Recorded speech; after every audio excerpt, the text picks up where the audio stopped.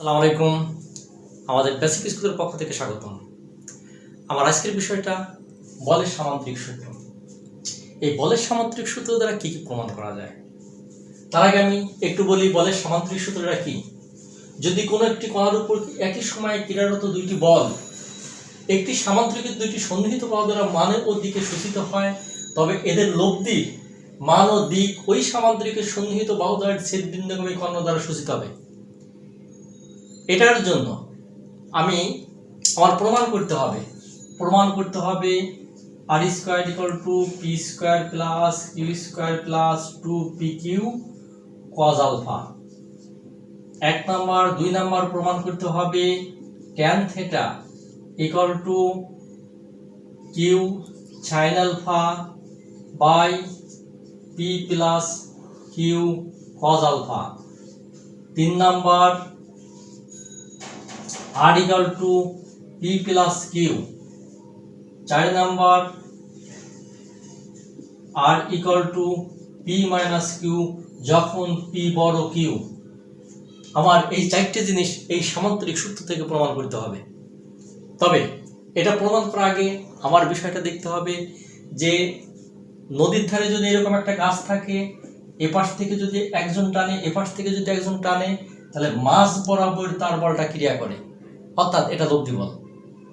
যদি এপাশে একটা রশি বাঁধা যায়, তাহলে এদিক থেকে একজন টানবে এদিক থেকে একজন টানবে, তাহলে প্রায় সমান বল যদি হয়ে থাকে তাহলে এর লব্ধি বল মাঝ বরাবর ক্রিয়া করবে। ঠিক এই সামান্তরিক সূত্রটা এটাই নির্দেশ করছে। এই সূত্র অনুসারে আমি সামান্তরিকটি পূর্ণ করি।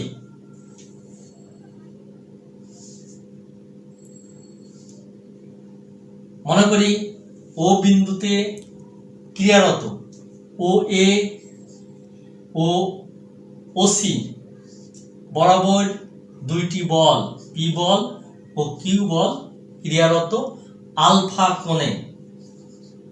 কোণে ক্রিয়ারত। এখন পি আর কিউ বলের মাঝে কোনটা আলফা? এদিকে পি বল ক্রিয়া করতেছে, এদিকে ওসি বরাবর কিউ বল ক্রিয়া করতেছে, তাহলে লব্ধি বলটা হবে কোন বরাবর? এদের প্রায় মাঝ বরাবর। এখন আমি যদি সামান্তরিকটি পূর্ণ করি, ঠিক এরকম ভাবে সামান্তরিকটা পূর্ণ করলাম। ও এ বিসি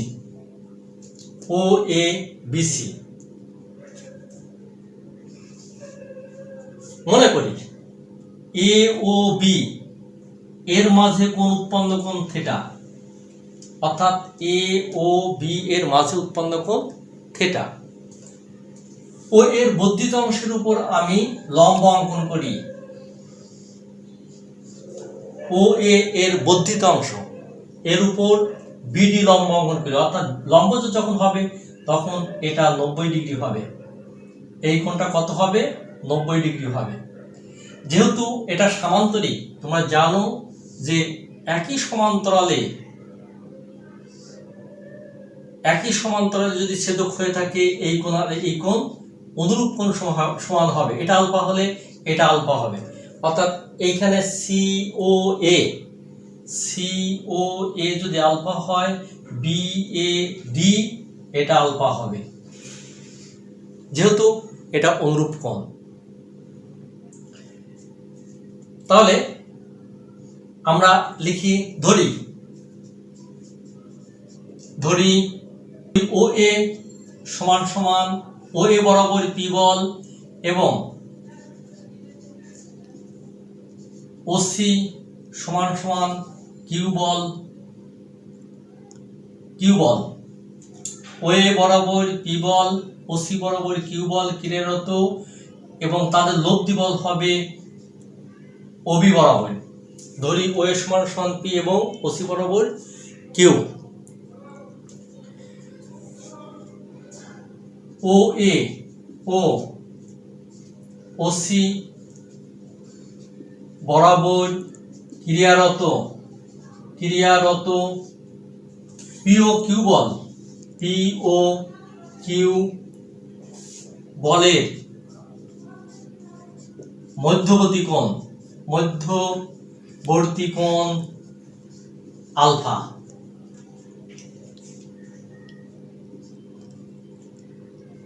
উহাদের লব্ধি অবি বরাবর অবি সমান আর, অবি বরাবর ক্রিয়ারত যার মান আর। বিও এ এর ধরি মনে করি বি ও এ সমান থেটা।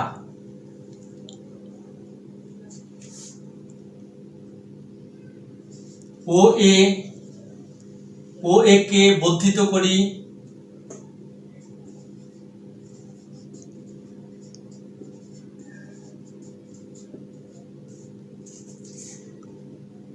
এবং বর্ধিত অংশের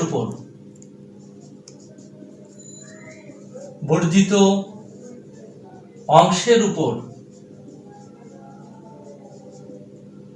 বিডি লম্ব অঙ্কন করি।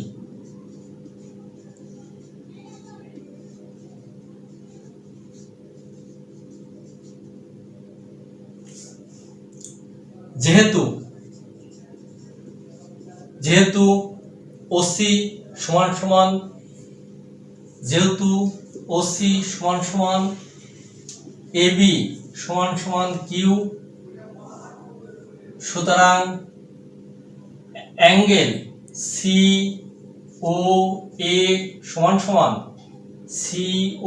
এ সমান অ্যাঙ্গেল বি এ ডি সমান আলফা। এখন যেহেতু এটা লম্ব বি ও ডি, এটা সমকোণী ত্রিভুজ যার বি ডি ও 90 ডিগ্রি, তাহলে পিথাগোরাসের উপপাদ্য অনুসারে আমরা পাই ত্রিভুজ বি ও ডি থেকে পাই ওবি স্কয়ার ইকুয়াল টু, পিথাগোরাসের উপপাদ্য অনুসারে অতিভুজ স্কয়ার ইকুয়াল টু লম্ব স্কয়ার যোগ ভূমি square. OB square equal to OD square যোগ বিডি স্কয়ার। ও থেকে ডি পর্যন্ত ও এ যোগ এডি আমি লিখতে পারি। ও এ যোগ এডি স্কয়ার যোগ বিডি স্কয়ার। এখন এ প্লাস বি হোল স্কয়ারের যদি সূত্র ফেলি তাহলে কি হবে? এ প্লাস বি হোল স্কয়ারের সূত্র ও এ স্কয়ার যোগ 2 ও এ ইনটু এডি যোগ এডি স্কয়ার যোগ বিডি স্কয়ার। এ প্লাস বি হোল স্কয়ারের সূত্র আমি এই অংশটা ফেললাম। এখন ও এ এর মান হলো পি, তাহলে ও এর পরিবর্তে আমি পি স্কয়ার লিখব। ওবি এর মান এটা কত? আর, অর্থাৎ ওবি সমান আর, আমি আর স্কয়ার লিখলাম প্লাস 2 ও এর মান পি, এডির কোনো মান আমি পাই নাই, এডির মানটা আমাকে বের করতে হবে। অর্থাৎ এডির মানটা বের করার জন্য আমি এখানে একটু করি cos আলফা সমান, তোমরা জানো যে যেহেতু এটা 90 ডিগ্রি, এটা cos আলফা যদি ধরি তাহলে এটা ভূমি বাই অতিভুজ সমান cos আলফা। cos আলফা ইকুয়াল টু কত? ভূমি বাই অতিভুজ, ভূমি এডি বাই অতিভুজ কত? AB.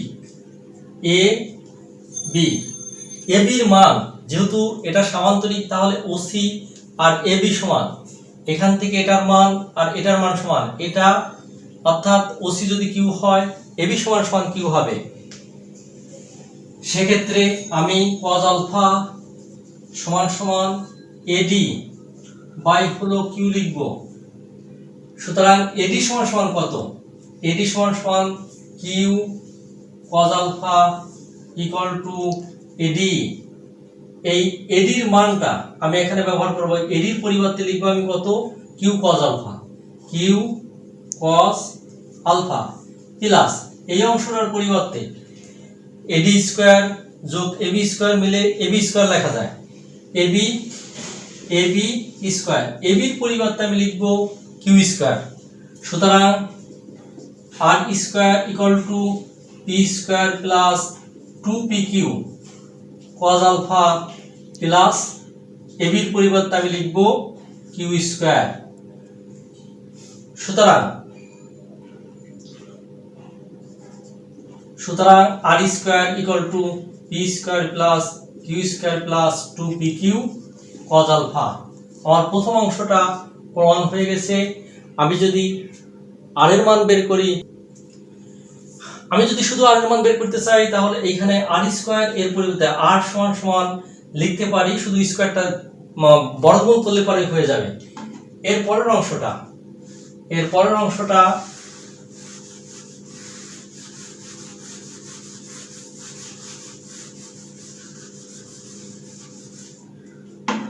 tan theta equal to q sin alpha p plus q cos alpha। ত্রিভুজ OBD থেকে পাই, ত্রিভুজ OBD থেকে পাই tan theta বলতে এই কোণ, যেহেতু এই কোণ আমি ধরছি, যে কোণ ধরবো তার বিপরীত বাহু লম্ব হয় সব সময়, তাহলে এটা লম্ব বাই ভূমি, লম্ব BD বাই ভূমি OD,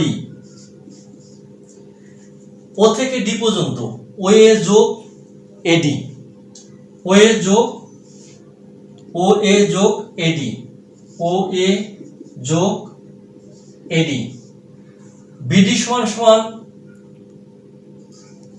আমরা আগেই পেয়েছি, BD সমান সমান কিউ সাইন আলফা সমান সমান BD, যেহেতু এখানে আলফা আছে তাহলে সাইন আলফা সমান সমান লম্ব বাই অতিভুজ, লম্ব BD বাই অতিভুজ AB, এবির মান কত, এবির মান কিউ বা সাইন আলফা সমান সমান BD কিউ। সুতরাং কিউ সাইন আলফা সমান সমান BD, এই BDর পরিবর্তে আমি লিখব কত, কিউ সাইন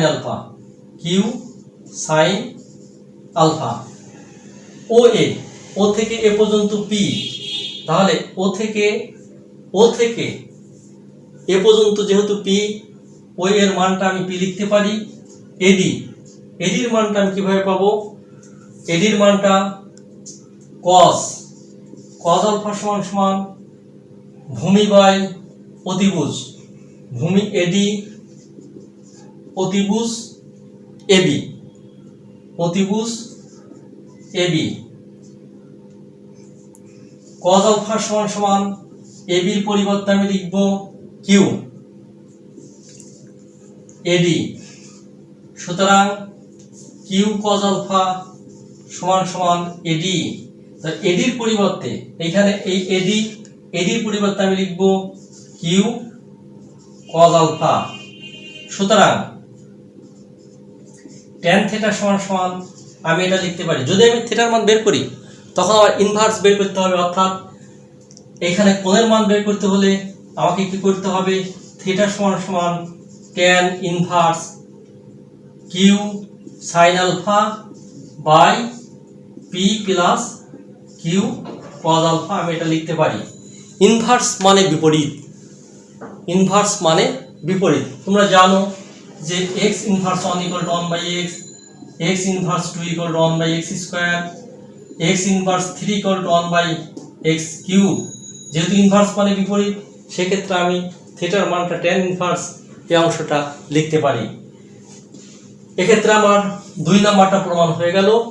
এখন r equal to p plus Q সর্বোচ্চ লব্ধি এটা কিভাবে আসে, যদি বল হয় একই দিকে যদি ক্রিয়া করে পি আর কিউ বল, তাহলে দেখা যাবে যে একই দিকে যদি ক্রিয়া করে এখান থেকে পি বল, এই বলের উপর যদি আরেকটা বল ক্রিয়া করে তাহলে মধ্যবর্তী কোণ কত হয়? 0। আবার যদি আমি এইরকম অঙ্কন করি, এর মধ্যবর্তী কোণ যে কোনো একটা মান আছে, কিন্তু এই রেখাটা যদি এইটার উপরেই ক্রিয়া করে, অর্থাৎ এই রেখাটা যদি এইটার উপরেই ক্রিয়া করে, তাহলে একটা রেখা আরেকটার উপর যদি পড়ে তাহলে তার মান কত হয়? তার মান 0 হয়। যদি একই দিকে বল ক্রিয়া করে তখন মানটা কত হবে? কোণের মান হবে 0। সেক্ষেত্রে আমি দ্বিতীয়টায় আসি।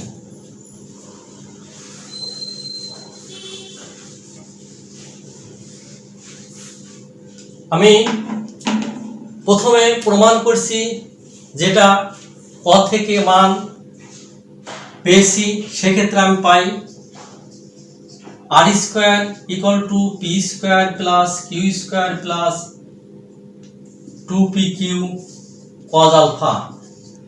আলফা অর্থাৎ আলফা যদি 0 হয়, যদি দুইটা বল একই দিকে ক্রিয়া করে, এটাও যেদিকে যায় এ বলও যদি একই দিকে যায়, তাহলে তাদের মধ্যবর্তী কোণ হয় 0।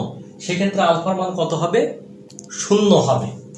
অতএব P square plus Q square plus 2pq cos 0। তোমরা জানো cos 0 মান 1। সেক্ষেত্রে আমরা লিখতে পারি p square plus Q square 2pq into 1 বা r square equal to p plus Q square. যদি উভয় পক্ষ থেকে আমি স্কোয়ারটা বাদ দেই তাহলে কি লিখবো? সুতরাং r equal to p plus q, এটা আমি লিখবো। অর্থাৎ r equal to p plus q, এটা সর্বোচ্চ